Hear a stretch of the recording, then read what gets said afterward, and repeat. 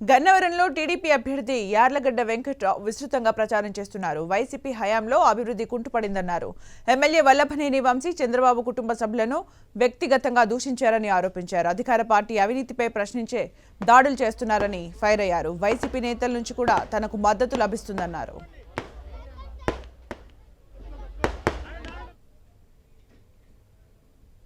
గన్నవరంలో టీడీపీ అభ్యర్థి యార్లగడ్డ వెంకట్రావు ఇంటింటికి ప్రచారం చేస్తున్నారు. ఆయన మొత్తం కూడా రూరల్లో మొత్తం కూడా పర్యటించారు. ఈ రోజే గన్నవరం టౌన్లో అడుగుపెట్టారు. యార్లగడ్డ వెంకట్రావుని అడిగి తెలుసుకుందాం. సార్, ప్రచారం ఎలా ఉంది? మీ విజయ అవకాశాలు ఎలా కనిపిస్తున్నాయి? ప్రచారం బ్రహ్మాండంగా ఉంది. గన్నవరం ఎస్సీ కాలనీ స్పందన చూస్తుంటే రాబోయే కాలంలో ఎట్టి పరిస్థితుల్లో నియోజకవర్గంలో తెలుగుదేశం జెండా ఎగరేయడం ఖాయమనే పరిస్థితులు ప్రస్ఫుటంగా కనిపిస్తున్నాయి. రాబోయే కాలంలో గన్నవరం నియోజకవర్గం తెలుగుదేశం కంచుకోట హ్యాట్రిక్ 9, 14, 19 గెలిచింది. 24 కూడా గెలిచే తెలుగుదేశం పార్టీ అంటే ఏమాత్రం సందేహం లేదు. ఈ రాష్ట్ర ప్రజలు కూడా ఈ వైసీపీ ప్రభుత్వాన్ని ఎప్పుడు కలుపుదామని ఎదురు చూసే పరిస్థితి రాష్ట్రంలో ఉన్నాయి. అలాగే 1950 తర్వాత తక్కువ అభివృద్ధి చేసిన ప్రభుత్వం కూడా ఈ దిక్కుమాలిన ప్రభుత్వమే. 1950 తర్వాత భాషాభివృద్ధి రాష్ట్రంగా ఏర్పడిన ఆంధ్రప్రదేశ్ రాష్ట్రంలో తెలుగు భాష కోసం పొట్టి శ్రీరాములు ప్రాణత్యాగం ఏర్పడిన రాష్ట్రంలో తెలుగు భాష మీద కూడా దాడి చేసిన ప్రభుత్వం ఇది. ఈ మంత్రులు శాసనసభ్యులు మాట్లాడే మాట అత్యంత హేనీయం, అమానుషం, అమానవీయం. దాన్ని తీవ్రంగా ప్రతి ఆంధ్రుడు ఖండించాల్సిన అవసరం ఉందని నేను భావిస్తున్నా.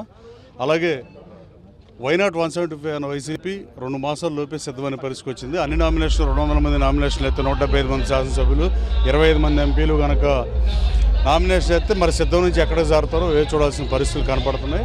అలాగే చంద్రబాబు నాయుడు కన్నీటికి కారణమైన ఈ నియోజకవర్గం, అలాగే బోనమ్మ భావోద్వేగాలకి కారణమైన ఈ నియోజకవర్గం నుంచి నేను పోటీ చేస్తున్న గన్నవరం వాసిగా సిగ్గుపడుతున్నా. అలాగే ప్రతి అందరూ సిగ్గుపడాల్సిన అవసరం ఉంది. ఆంధ్రప్రదేశ్ శాసనసభలో ఇది గౌరవ సభ కాదు, గౌరవ సభగా ఉంటేనే మళ్ళీ వస్తానని శపథం చేసిన చంద్రబాబు గారి ప్రతిజ్ఞ ఎట్టి పరిస్థితుల్లో నెరవేరుతుంది. రాబోయే కాలంలో జనసేన, తెలుగుదేశం, బీజేపీ కూటమి అధికారంలో రావడం ఖాయం. చంద్రబాబు నాయుడు గారు ముఖ్యమంత్రిగా ప్రమాణ స్వీకారం చేయడం ఖాయం. అమరావతి పట్టణం చంద్రబాబు పట్టాభిషేకం కోసం ఎదురు చూస్తుండటంలో ఏమాత్రం అనుమానం లేదు. ఓన్లీ సంక్షేమంతో గట్టెక్కుదాం అనుకుంటే అది పొరపాటే. తెలంగాణలో సుస్పష్టంగా ప్రజలు తీర్పిచ్చారు. హైదరాబాద్ నగరంలో బీఆర్ఎస్కి పట్టం కట్టారు అభివృద్ధికి. అలాగే మిగతా అన్ని రూరల్ జిల్లాల్లో బీఆర్ఎస్ పార్టీ తుడిచిపెట్టుకుపోయింది. కాంగ్రెస్ శాసనసభ సభ్యులు అందరూ 50,000, 40,000తో కలిసి త్యాగం చేసినప్పుడు గ్రామాల్లోని తెలుగుదేశం పార్టీ నాయకులు, బీజేపీ నాయకులు, జనసేన నాయకులు కూడా కలిసిమెలిసి పనిచేయాల్సిందిగా కోరుతున్నా. అలాగే రాబోయేది మే 13వ తారీఖు జరిగే ఎన్నికల్లో ఎట్టి పరిస్థితుల్లో ప్రజలు బటన్ నొక్కడానికి సిద్ధంగా ఉన్నారు. వైసీపీ ప్రభుత్వాన్ని ఇంటి పంపడానికి సిద్ధంగా ఉన్నారు. నేను బలంగా నమ్ముతున్నా. అంటే గన్నవరం అభివృద్ధికి యార్లగడ్డ వెంకట్రావు ఎజెండా ఏ విధంగా ఉండబోతుంది? నేను గతంలో చెప్పా, గన్నవరం నియోజక మేనిఫెస్టో రేపు ఎల్లుండో ప్రకటిస్తా. సూపర్ సిక్స్ పథకాలు నేను ప్రవేశపెట్టి తీరుతాను. నేను ఆల్రెడీ ప్రతి ఇంటికి చెప్పా. బ్రహ్మలింగయ్య చెరువుని వాళ్ళు మట్టి తవ్వుకున్నారు, నేను మట్టి తవ్వను రిజర్వాయర్గా చేసి పర్యాటక ప్రదేశంగా తీర్చిదిద్దుతా. అలాగే 12,000 ఎకరాలకు సాగునీరు అందిస్తా. గన్నవరం టౌన్కి మంచినీటి సమస్యను తీర్చేస్తా. అలాగే రామవరపాడు దగ్గర కొంత, ఎనికేపాడు దగ్గర కొంత, కేసరపల్లి దగ్గర ఆఖరికి జక్కుల లెక్కల దగ్గర నిర్మాణంలో ఆగిపోయిన వంతులు 4 వంతులు నిర్మించి రైతు సోదరులకి, అలాగే పడిపోయిన ఆస్తులు పెరగడానికి కృషి చేస్తా. మూడోది 15 కోట్ల రూపాయలు శాంక్షన్ చేసిన తెలుగుదేశం ప్రభుత్వంలో పోలవరం కుడి కెనాలను ఏలూరు కెనాలతో అనుసంధానం చేసి తీరుతాయి. ఈ 3 ఆరుగాలం కష్టపడే రైతు సోదరుల కోసం ఎట్టి పరిస్థితులు చేస్తారు. ఎయిర్పోర్ట్ ఎదురుగా ఇంటర్నేషనల్ ఎయిర్పోర్ట్ ఉన్న గన్నవరానికి అదృష్టం. గన్నవరాన్ని డెవలప్ చేయాలంటే కొండలు, గొట్టలు, మట్లు తోకుండా, క్యాసినోలు పెట్టకుండా, ప్యాకెట్లు పట్టకుండా పనిచేస్తే శాసనసభ్యుడిగా మీరు అవకాశం ఇస్తే మంచిగా 5 సంవత్సరాలు పనిచేస్తే గన్నవరం నియోజకవర్గాన్ని మోడల్ కాన్స్టిట్యూన్సీ తీర్చడం అసలు మ్యాటర్గా ఎవరైనా చేయగలరు. ఎట్టి పరిస్థితుల్లో గన్నవరాన్ని మోడల్ కాన్స్టిట్యూన్సీగా చేస్తా. రాబోయే కాలంలో కనీసం 200 కంపెనీలు 20,000 మందికి ఉపాధి అవకాశాలు కల్పిస్తా. నన్ను ఎన్నుకుంటారని నమ్మకం పూర్తిగా ఉంది. గతంలో నగుబాటుకు గురైనా, అవమానానికి గురైనా గన్నవరం ప్రజలు సహించరు.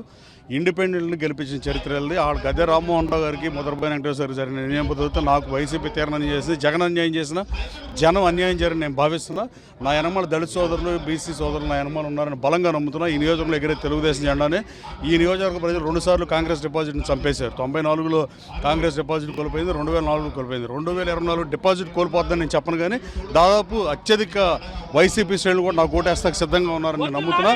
వైఎస్ఆర్ కాంగ్రెస్ పార్టీ కార్యకర్తలు కూడా గన్నవరం ప్రజల మద్దతు, బీజేపీ, జనసేన, టీడీపీ నాయకులు, కార్యకర్తల అండదండలతో, అలాగే వైసీపీ శ్రేణుల్లో నా కోసం పనిచేసే వైసీపీ నాయకులు, కార్యకర్తల అండతో ఈ నియోజకవర్గంలో ఎగిరే తెలుగుదేశం జెండాని ఈ నియోజకవర్గాన్ని బోనం గిఫ్ట్గా ఇస్తారు. Thank you. మొత్తానికి చూస్తే కనుక యార్లగడ్డ వెంకట్రావు చాలా స్పష్టంగా చెప్తున్నారు. ఎట్టి పరిస్థితుల్లో కూడా గన్నవరం నియోజకవర్గంలో టీడీపీ జెండా ఎగరటం ఖాయమని చెప్తున్నారు. నియోజకవర్గం నుంచి అపూర్వ స్పందన వస్తుంది. నా విజయాన్ని ఎవరు ఆపలేరని యార్లగడ్డ వెంకట్రావు చెప్తున్నారు. కెమెరా పర్సన్ నాగరాజుతో రవిచంద్ర, 10 టీవీ, గన్నవరం.